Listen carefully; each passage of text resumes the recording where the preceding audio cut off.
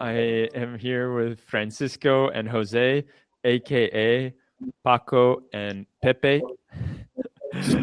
And so that everyone knows what these two gentlemen are up to, we have Paco, who has been working in banks for the last 30 years.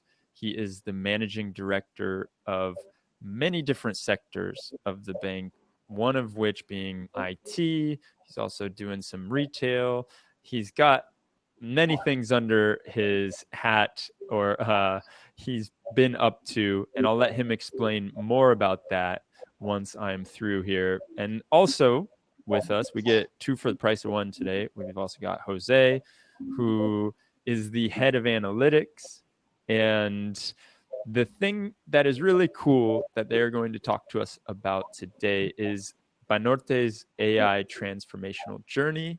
And one thing that is nice is that this journey, this paper they are going to talk about, has been referenced by the Harvard Business School and also by Forbes as a success story. So it's got some clout following it. And I really am excited to hear what you both have to say. And I'm just going to go ahead and turn it over to you. Please, everyone, ask as many questions as you want, and I'll be back at the end of this chat. So, Jose and Francisco, it's all yours. Thank you, Dimitris. Good morning to all of you.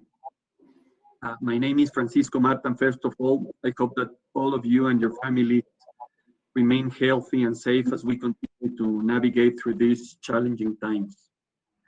A little bit of me, I'm married with two boys, 18 and 15. I love playing golf with them and with my wife, and also reading books, and preferably in the old way. I prefer to read them in paper. As Dimitris was saying, I have been working in banks for 30 years, and I have been working in Banorte for the last almost 7 years, 6.5. I joined Banorte as part of the renewal of the talent required for the digital transformation that the bank started like 7.5 years ago. And the more we move forward with the transformation, the more we know that it's all about people and data. I used to be responsible of the IT shop, and now I also have under my responsibility payments and the digital banking strategy. What I love working in Banorte, it's our execution capacity that if you combine it with the knowledge that we have on our opportunities, we can execute, and we are improving every day. To you, José Antonio. Good morning to all of you. I'm the Chief Analytics Officer for Banorte, and today we will be sharing with you our journey into that data-driven digital transformation that we have gone through. As Dimitri said, it has been portrayed as a successful story by the Harvard Business Review and Forbes. And in the past 6 years, data science projects have yielded almost $4 billion in net revenue. That has helped the bank position itself as the second largest financial group in Mexico, and pre-pandemic the most profitable bank. Hopefully, and Paco and I, we have the conviction that after the pandemic, we will be again the most profitable bank in the system. And this journey has, in the transformation that Banorte has gone through, has propelled Banorte to this place. But 6 years ago, the story was a bit different. Banorte had a declining ROE, and we were placed as the fourth largest financial group in the country. And I think, as Francisco was saying, the change has really been rooted in three elements: data, technology, and the brains that have mixed all the things together. But you couldn't explain that part of the interest of having this fireside chat, Paco and I, is through many conversations we had. I think the first element that had to be in place was really to change the technological architecture in the group and really to develop at speed. So probably, Paco, why don't you start the conversation with some of the highlights that you think that has helped Banorte set up the foundations to have this transformation? Yeah, of course. Thank you, José Antonio. Well, let me go back to early 2013. In that moment, the bank signed a very large contract with the largest technology company looking for that digital transformation. So based on what we knew about the customers and what we knew about the banking business, a program with 4 main pillars was established. And we were looking for, one, to build a middle layer that allow us to remove the business rules from the legacy systems and to work as a service layer. Second, renew the channels. We renew the mobile, the web, the ATMs, call center, etc. All the channels based on omnichannel solutions. Third, create a layer to store all the data, not only the related to the accounts and balances, but also the one related to behaviors of the customers. And last, the risk models, the risk engines. But as we were delivering these solutions for testing and implementation during our friends and family phases, we learned that the design that we made in the lab, although it was beautiful and very intuitive, it was not, or it may not be what the customer was expecting in that days. So we took advantage that on that days we were launching our first Net Promoter Score process, and we leveraged the contact with the customers, and we redesigned the solutions aligned with their expectations. So from there, we have been improving our methods to build solutions. And note that I'm not saying develop solutions. No, it's building solutions, because we know now more than ever that we have to integrate ourselves to off-the-shelf solutions and different opportunities. So we build agile capabilities, and we change, or I should say, we are changing our methods. And I can tell you that from my perspective, once we reach the point where every 4 or 6 weeks a new release is implemented, all the areas involved in the process enter in a different working process.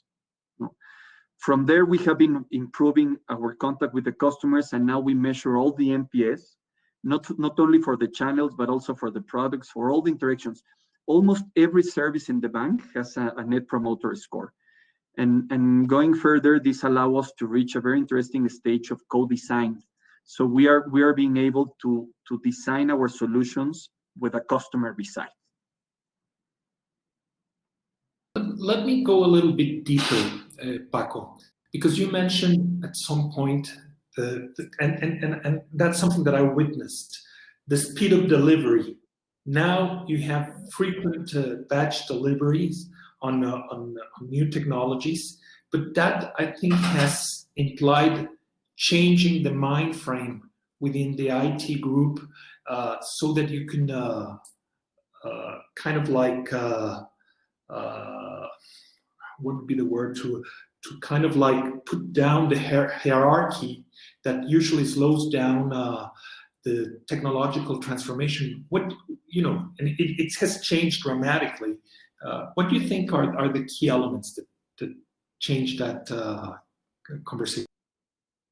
Thanks. As I mentioned at the beginning, José Antonio and all the people, one of the main challenges of the digital transformation process is the culture. And some years ago, we defined a model based on what we call working cells. One of the main concerns that we have was exactly what you were saying, the hierarchy in a model that Banorte used to work in, a very hierarchical model where the boss says how to do things, and people was working. So we create these working cells. And what is a working cells?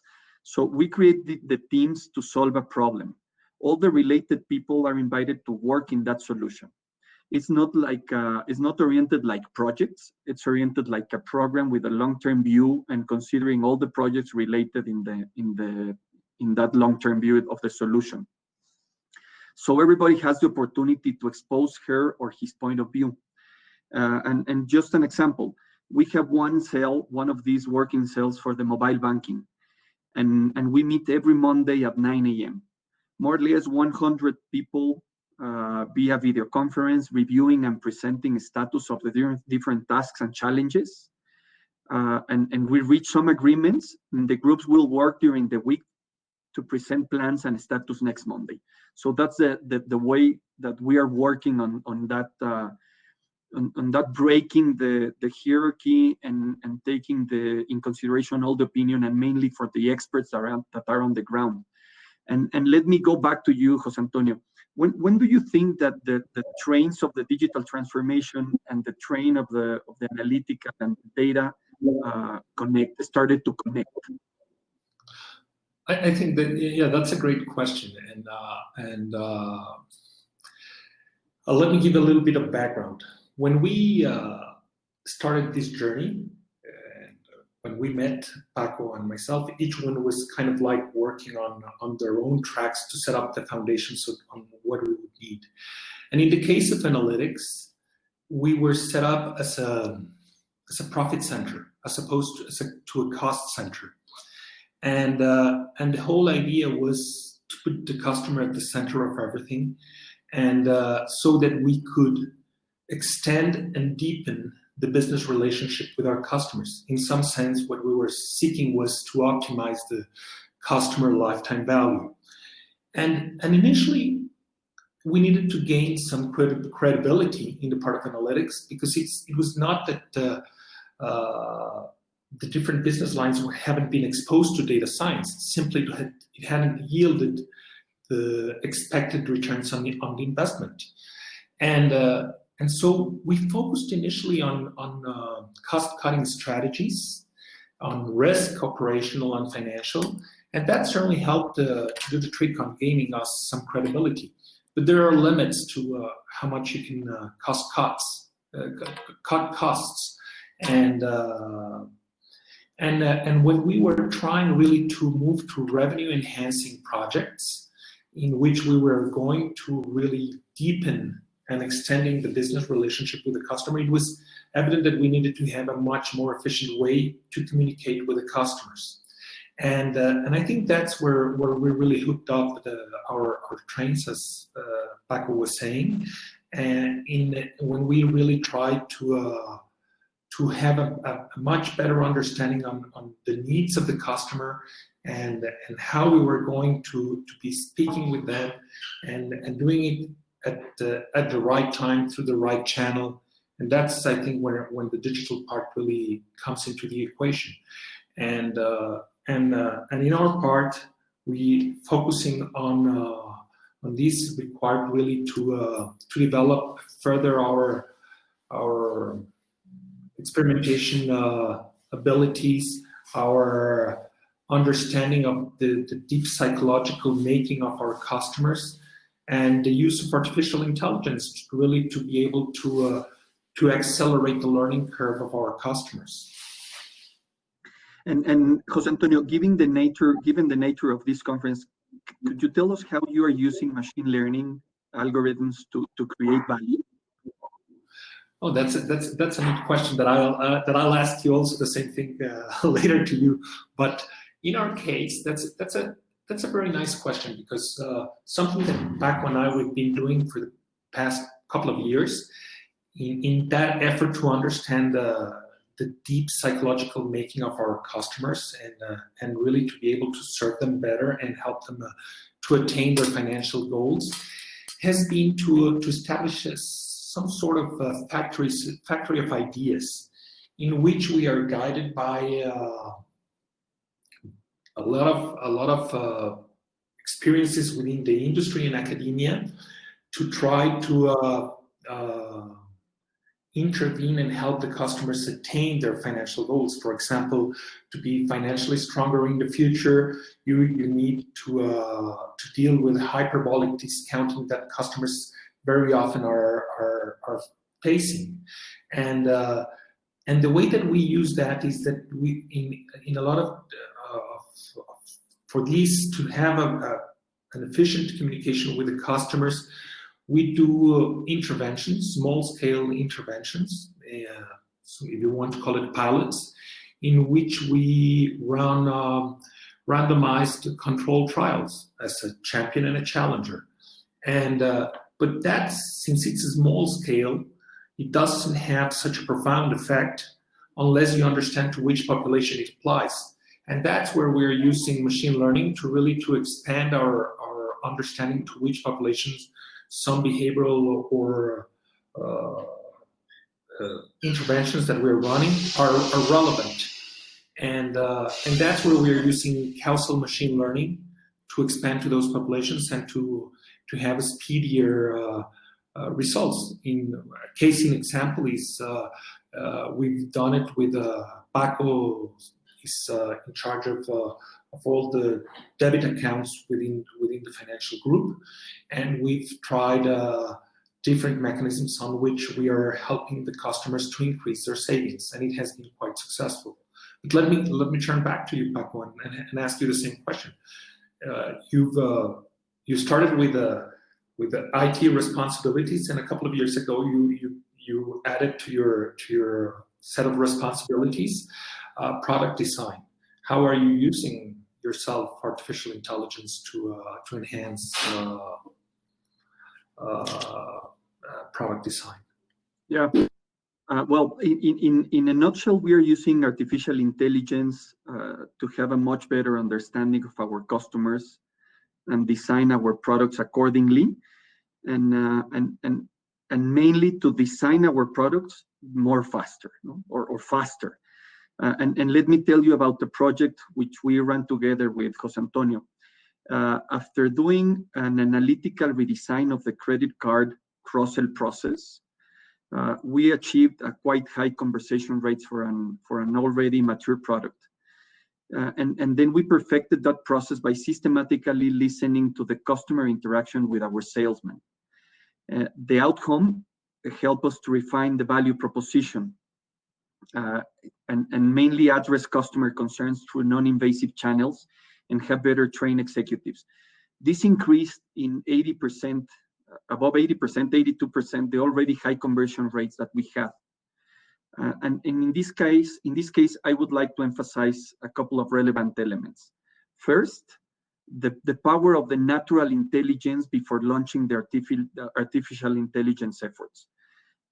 We can learn a lot from listening to the customers, even if it's a very small sample, and listening the language that you use and how they react. And second, once we understood what the customers what were the customers' pain points, we could really refine our approach after several experimental champion challenger rounds. And the value we created in this first round, was only a fourth of what we achieved after 6 months of the experimentation. So it was extremely, extremely successful. In that regard, I would like to emphasize the importance of experimentation and exponentiating the impact we had on the company's bottom line. For sure, you have heard the fail fast term, but we are leaner to a learn fast concept and allowing the teams to experiment constantly. And this has created a very big shift on how we face the challenges. And going back to you, José Antonio, what do you think were the key elements on changing our culture towards a company willing to experiment more and use broadly artificial intelligence? That's a fantastic question, and which actually Susana Salvatori has also in some way asked among the audience. And I think the first thing that it's important is to find a champion. And if it's at the end of the day, it's a transformational journey that we have been on. It's something that you cannot do it by yourself. You needed to do it as a team. And in that sense, we have been very fortunate to have, initially the first champion was credit cards, the credit card department, and which it's run nowadays by Paco. And I think the value creation is, it's a very important element. At the end of the day, you have to show that you're yielding profit, that you're able to deliver, and that you are creating value and you're not making other people lose their time. But there's a second element that I think that it's that I never really, I have to make a confession here. I never thought it was really that important. I thought it was sufficient to not have detractors on your projects, and that being having neutral colleagues would be enough. But it's very different when you have promoter colleagues that are really interested in testing new things and experimenting new things. And nowadays it's amazing because everybody at Banorte is talking about willing to do an experiment, and that changes the whole culture, as Paco was saying, because people are now have what they have in their mind is they're not close to what Paco and I would call that we've been able to bend the hypo, the highest paid person opinion. You have not only one brain that is working at the company, but you have hundreds of brains that are willing to test new things. And I think that has been the key. And to be at that point, I would have to yield to Paco to tell you how, in the midst of the pandemic,